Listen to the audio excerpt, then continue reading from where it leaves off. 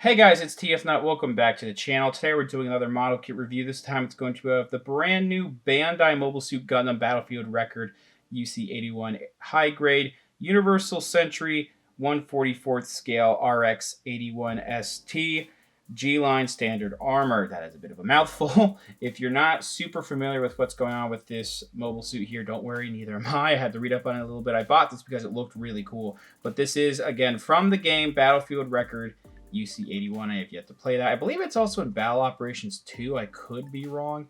But this here within the Universal Century is a mobile suit that was mass produced similar to Jim's, but has specs almost as good, if not on par, with the RX-78 So it's a pretty powerful mobile suit here. Side note, because I already got this wrong, G-Line was meant to be a mass-produced mobile suit, but the cost was too high for the Earth Federation. It still had different variations that were made with high specs, though, so it was more quality over quantity compared to the Gyms.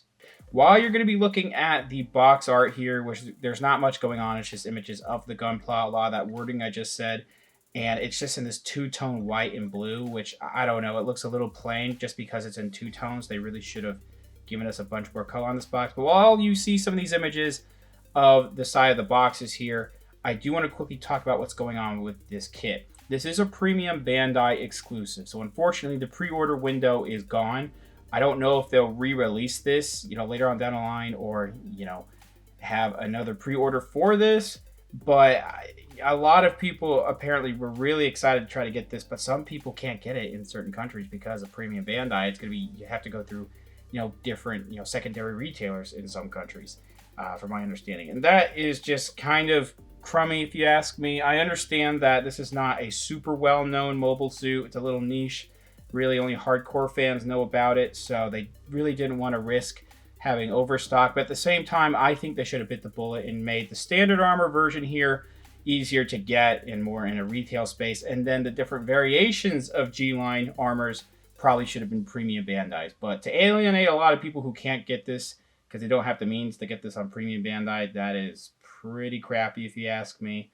I still think that this looked pretty cool, and again, hopefully they'll make some more and some different variations later on down the line. This was also a little bit more expensive because it's a little bit of a bigger box. Before all the shipping and tax and other stuff, it was about $32, but there's a lot of stuff going on here. Speaking of the stuff going on inside, let's go ahead and take a look at what's inside the box here before the build. We have a decent number of runners here because there is a good amount of plastic going on. With this one here, it has different armor pieces that you can attach, as well as the backpack Gatling smasher there.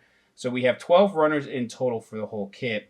And we also have the sticker sheet in one of these bags, and I'll talk about that in a second. And then you also have the instructions. There's not much going on design-wise on here, but, instructions are instructions. They're helpful enough to show you everything that goes on with this kit.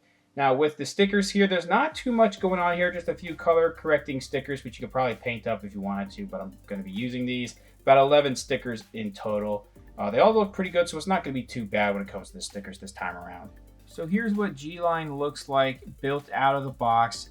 No extra attachments yet. As you can see, it does look a little bit plain, but I still like the look. It's once you put on the armor pieces, though, where it starts to look really sick. And it comes with a lot of stuff because of the extra standard armor stuff. So let's go ahead and take a look at all the accessories. Then we'll take a closer look at the model kit.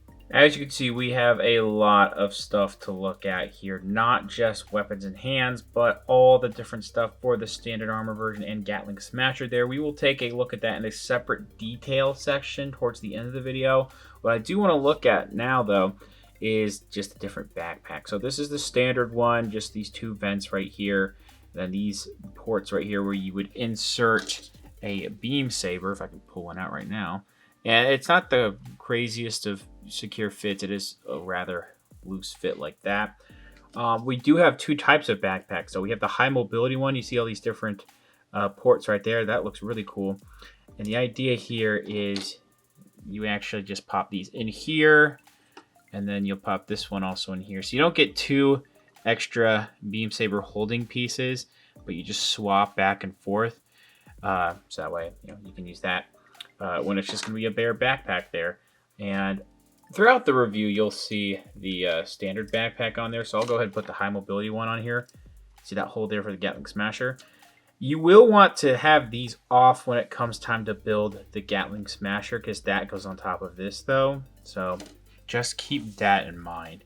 Now, we took a look at that one beam saber that went in there, and here's the other ones. You get 2 of these right here, and a little bit of extra nub right there, I think. Very, you know, not a crazy looking beam saber, very standard looking, but still looks really good. Just in this white plastic with some detailing there. You get 2 of these beam effects right here. And the idea, of course, it fits in here rather securely. Pop it in like so. Translucent, pinkish, reddish plastic like that. Very cool. We also have this really cool rifle here. This is very nice, bulky looking rifle. You have the yellow sight right there, or viewfinder. You do also have the a little bit of nubbage going on there, but like this underbarrel stuff going on here. I don't really know what these are supposed to be on here. All the detailing though looks really good. Very nice chunky looking rifle. Some areas I didn't clean up super well. You'll see throughout the review. Some I tried to clean up as best I can, but I am somehow still a bull in the china shop, and I just can't clean things up properly sometimes. The overall sculpt of this though is fantastic. You have that vent, or that muzzle right there. Oh, I say vent. This here, that doesn't want to come off, unfortunately. Still an awesome looking rifle. And then you get the shield. This is also pretty cool. Very RX-78-esque looking. No color separation on the inside though. It's just white. But you do have gray on the outside. Looking pretty good actually. That is a color separated little star or what have you. You poured it in like so here. That's actually, I forgot to mention, it is on a ball joint here. Poured it into this hole on the elbow there. And then I think this is how it's supposed to look in the game, I guess. I don't know. That hand sticking out is kind of weird. You put it like that. Maybe it looks a little bit, I don't know. Either you might want to mess around with posing it a little bit. Maybe it would have been better if it was like a clip on the side, but maybe also would have been worse. But you do have it to where you can do it like that too. So I guess that's one way to do it. And then we do have some extra hands. So at first, I didn't look hard enough. I thought we only had one back of a hand here, so you would have had to swap to this, but we do get 2 backs of hands, which is good. This is the rifle holding hand, which towards the end of the video we will see we'll see a photo of this holding that. And then we do have this more sprawled out, relaxed hand. The detailing on here on the inside of the hands looks really good. Nice quality plastic too. Cleans up actually really well. I didn't have to use the file at all. I just nubbed these a little closely and then just scratched it off just ever so slightly. And yeah, they actually look really good. So that's just the normal accessories, all with that. Again, we'll take a look at the standard armor stuff in a separate section. First thing I want to talk about with this kit is just how nice the plastic is overall. This is a really nice quality plastic that I think that they're using for this kit. And when I say this, it's not to say that this is particularly bad about the Gunpla line. Sometimes, when it comes to like glossier plastic, it can mark pretty bad. I'm a bit of a stickler about the marks. So the cleanup on something like Immortal Justice was a little bit more rough compared to something like, I don't know, something with more matte finishing on it, like some of the Witch of Mercury kits, as well as Moon Gundam here, which was really easy to clean up and looks fantastic. A little bit of some glossy going on there. Not saying that this is going to look better every time compared to something like this. It's just the way things clean up sometimes. It's just some plastic is easier to clean up. Here, it's like a mix of getting close to glossy, but it still looks a little matte in some areas. A lot of the cleanup on my end was not great. I will admit that as a fault to me. A little bit going on here on this forearm section. We have some like towards the back of this like spine here. I didn't clean that up very. I chewed that up to hell actually. And then there's something on the actual back plate there too. And these knees, I don't know what I did there. So I try to be careful. I bought a brand new file for this just so I can get this plastic not super messed up from my old file that's starting to go. But there's a couple things I could have done a little bit better. But like overall though, like gate marks and everything, the way that they have the gating on this figure, it's actually really solid. There's some gate mark sections, like there's gate marks up here, and you just can't tell anymore after I've cleaned that up. But you could, like, even the most minimal cleaning up, like there's a little bit on that gray right there, like, yeah, you would still get some really nice cleanup out of this. Now, let's just head on to like the actual details here and not talk about how easy the gate marks were to get off. This head sculpt is really cool once everything's built. I did not panel line anything yet. I especially haven't panel lined the head because I'm really bad at panel lining heads. Once you do that, though, you can get some nice details out, but everything looks very fantastic in terms of details. You do see that clear blue visor, that sticker, like this white section here where it would be like a mouth plate. On the inside where you place the sticker, it's a little bit indented, so it's kind of hard to actually get that in there and to slot in there. But in person, once you put the visor piece on, you actually can't really tell where the sticker is in there. So some of you may not even consider putting it in there, and I wouldn't blame you. But with 4 different lights shined on here, yeah, you can tell that the sticker's in there. Really nice color separation with those Vulcan guns up on the head there with that gray plastic. The would-be earpieces, I guess, with those red circles.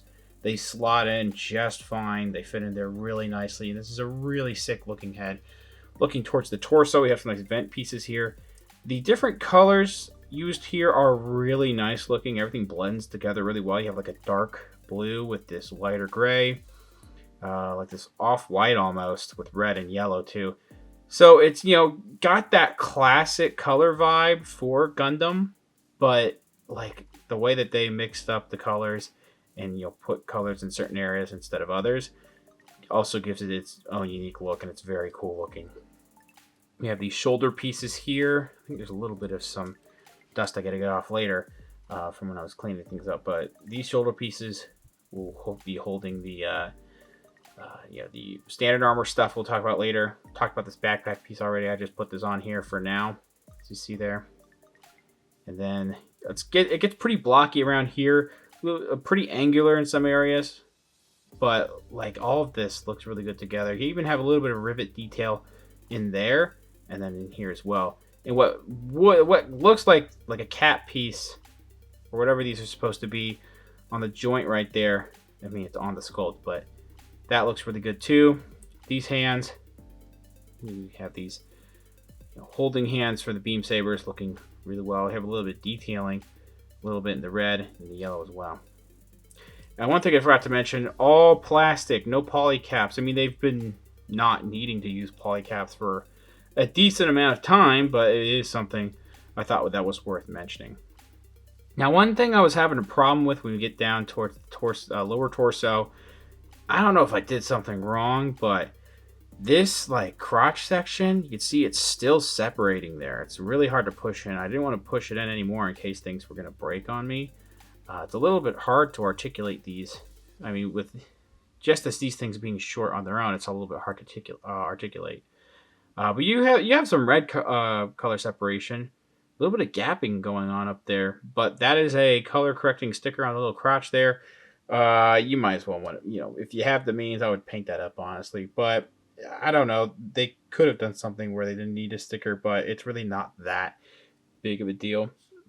Most of the color correcting on here is fantastic. There's some areas on here where I was just kind of like, why didn't you do it? You know, Bandai, you could have done it. But it is easy enough for you to do on your own, so I can't knock them too much. You have this back piece here. Again, this looks bare, but because we don't have, you know, the standard armor stuff on just yet, it's going to look a little skinny. Like, I mean, these would be side skirts, but they're very, very much not that, the way that they look right now. Getting to the legs, again, a lot of blocky details, but really nice detailing that is made on the side. You can start to see a little bit of gloss there. That's from the cleanup I've had to do. I mean, if you even panel line that, I mean, that looks fantastic. The way that seam that's supposed to be there, pretty sure the detailing works. I didn't notice too many apparent seam lines that shouldn't be there. I think there might have been some in the shoulders, like around here. But everything, like, there's lots of parts going on, but nothing is too complicated to assemble. But because of that, there's, you know, breakup in the detail that is supposed to be there, so it's not a ton of seam lines. And you have that seam line there. Yes, I mean, I don't really know if it's actually supposed to be there in some area. I might have to look at some of the designs later, but I mean, this is where the connection is going to be for the leg. I'm not going to knock it too much. We have these nice detail sections going on here on the like outside of the lower half of the knee bend there, and we'll get to articulation in a second. But this actually has a shifting mechanism to go up and down, so it makes the legs a little bit taller, and you can move some things out there. I'm sure if that's for when we get to, you know, the standard armor stuff. You can see some of the detailing on top of the feet there. On the back, there's not much going on. The bottom of the feet have some really great detail with these separate sections. And again, you can kind of tell they're separate from, you know, this foot ports into there. But, like, you really can't tell that much. Everything just looks really fantastic. This is just really good looking, and I haven't even put on the standard armor pieces yet. Articulation is really good on this thing. So we have a ball joint going into the head here, and then we have some rocking going into the body. So it allows for this type of down and up. It could be better, but you can like push it forward a little bit like this and get it forward and back like that. You do have side to side here with that rocking motion, full rotation. It seems a little loose, but this head is pretty sturdy when it comes to articulation. So this shoulder piece does hinge up like that. Excuse me. Then we do have an arm that goes all the way around. Push that forward. You can see that range of motion going all the way forward. Doesn't really want to go back too much, but we do have a ball joint in there, so it will make it go back a little bit. This is as far out as the arm wants to go, so just fully out like that. I wish it could go just a little bit higher. Then we do have an arm swivel here. Double joint elbow is really good, and we actually do get some rotation going on here in the forearm. These pieces stay secure, you know, these back of the hands, but you know, during the articulation section, they want to keep popping off.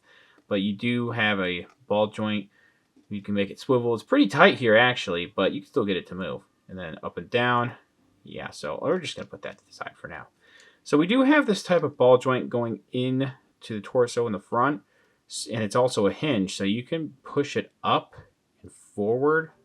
I think it actually wants to go back. It was yesterday when I built this section. You can see that moving forward, and you can push it forward to get some more range of motion. Push it back too. Then that allows for the side-to-side rocking, and then we have a swivel right here. So I'm actually, you know, it actually works really well once you're pushing things up and out a little bit. Front skirts do move. It's a little bit hard to move them. Now, these little side skirt pieces are on ball joints. You can push these up a little bit. If you push it up a little too much, they will pop out. And then we do have pretty much a full split. That's really nice. These legs seem a little wobbly, but that's because there's this mechanism in the articulation that makes it want to move.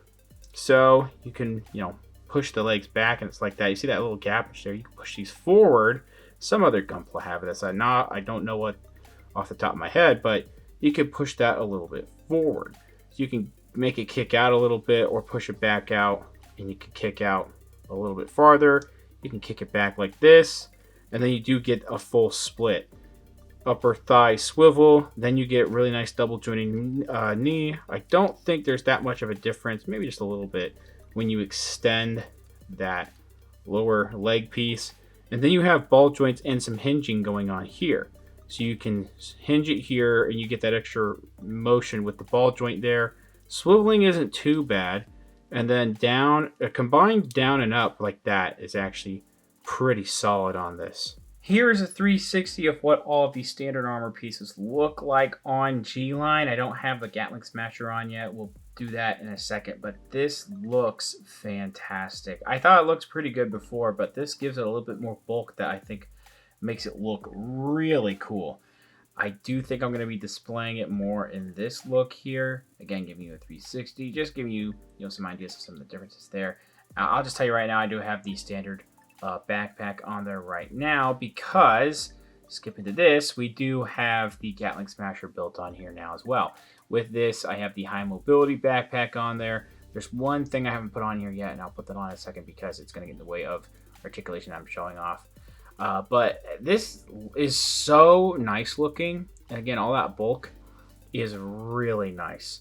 So Taking a look at some images on the side here of the model kit, you'll see a little bit of some color inaccuracy, not too much though. Mostly that there needs to be a little bit of detailing in some places that have black circles with yellow outlines.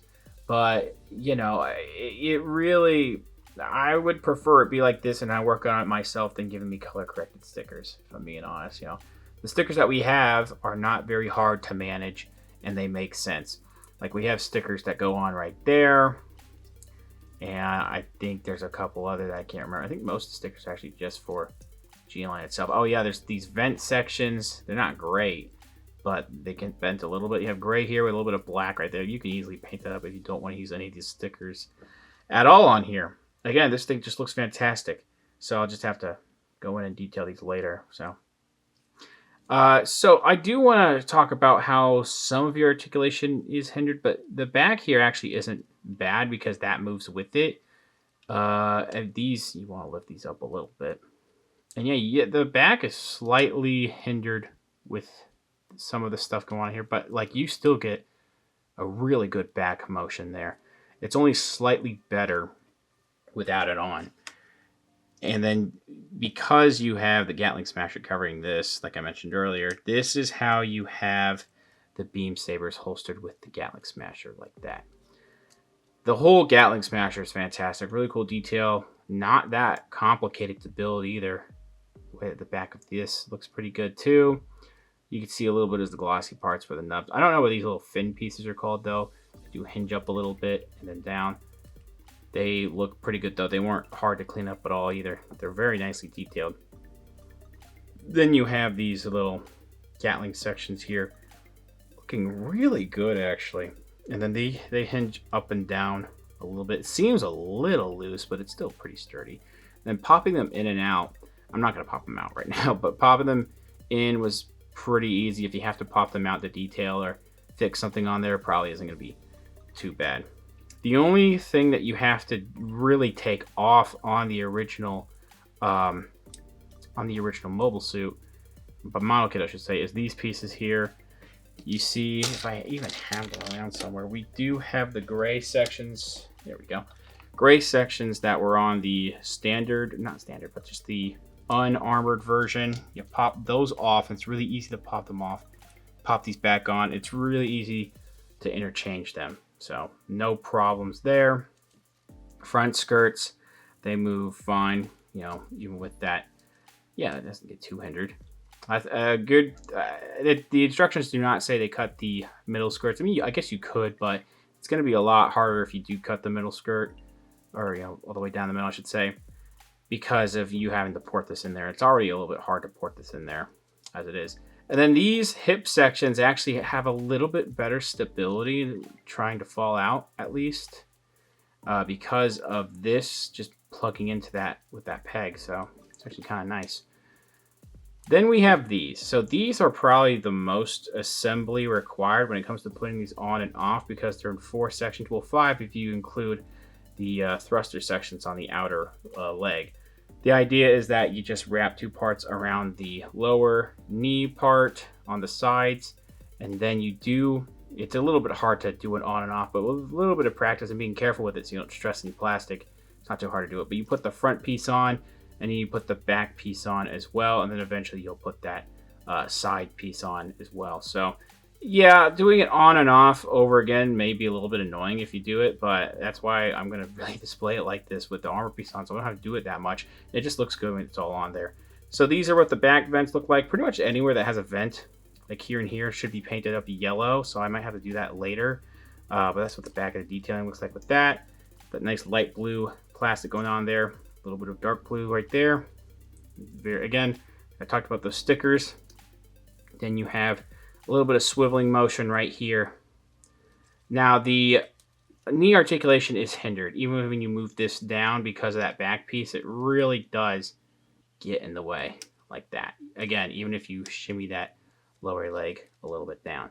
Last parts I do want to talk about is these pieces. They just port in there and you can take them off pretty easily for these ankle pieces, but they do hinder the front motion a little bit. Everything else, when it comes to the rest of articulation, it doesn't really affect that much. So Yeah, it takes a little bit of practice and being careful when you're interchanging all of these standard armor parts, but it doesn't really affect articulation negatively, except for a couple aspects, mostly in the knees and a little bit in the ankles. But like everything going on here is just really solid. It's a very cool look for this. Measuring out the mobile suit here, we are looking at about 14.5 inches at the top of the head. It's going to be a little bit larger because the Gatling Smasher gun's there. So we're getting around 5.5, 5.75 inches there. There's some other Gundams on the left, RX-78-2. On the right, we have Build Burning Gundam. Far left, standard size Marvel Legends figure, and far right, we have standard size Black Series figure. It looks like that G-Line is a little bit taller than a normal mobile suit, which I believe is accurate. Overall, this is a really fun kit. It's a really awesome looking mobile suit when you get it all built. It took me about 6 hours, I believe, just because I was being a little bit more careful with the construction here. I do want to say the shoulder pads on the standard armor parts with the white, that scuffed a little bit at some point. I got red on it somehow. I was able to buff it out carefully. But keep that in mind. But this thing is really fun. I thought it was going to be a chore to do because there was so much stuff involved. And it was a little intimidating at first. But it's just a little time consuming. It's really not that hard to get everything done. And not just the standard armor parts and Gatling Smasher are really cool. You also have some other great accessories like the different hands, different weapons, the shield, different backpacks. All that is really sick. Articulation is fantastic on this thing too, and the quality overall is really good. Even when you have some of those standard armor parts on here that hinder articulation a little bit, it's not that bad to where it's a major complaint. Really, my biggest problem is that, well, this isn't really a big problem.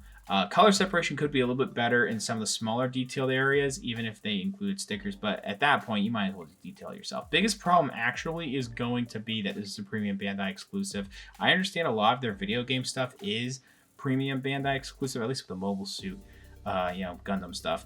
But this really should have been a standard release for people who have been wanting this for a long time, and then the different G-Line variations should have been premium Bandai. So this is already going for a lot on the aftermarket, unfortunately. Hopefully they'll re-release this. Sometimes they do re-release their kits on premium Bandai. We can only hope. Until then, thanks for watching. Please subscribe to the channel if you haven't already. Comment down below what you think about the model kit, what you think about the review. Leave a like, share amongst your friends. Follow me on Instagram for more content over there, and I'll see you guys later.